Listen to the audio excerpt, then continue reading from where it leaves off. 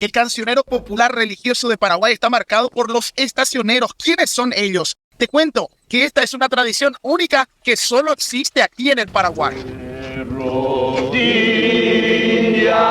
Los estacioneros, también llamados pasioneros o faroleros, forman parte de la rica cultura religiosa del Paraguay que cada año se revive con la Semana Santa, con interpretaciones de coros sin apoyo de instrumentos musicales y coreografías alegóricas a enfrentamientos ceremoniales. Sus orígenes se remontan a la época colonial, introducidos por los franciscanos y jesuitas, y tienen el objetivo de recordar las 14 estaciones del Vía Crucis, con tristes canciones y poemas en guaraní y en español, conocidos como Purajey Yajeó, que rememoran la vida, la muerte y la pasión de Jesucristo. Nosotros hacemos hoy en día todavía la tradición de 14 estaciones. La iglesia ha agregado 15 estaciones, uno más para la resurrección. Originalmente los grupos se desafiaban si se encontraban casualmente en los caminos de los barrios. El perdedor podía perder hasta su cruz durante estos duelos ceremoniales de Semana Santa.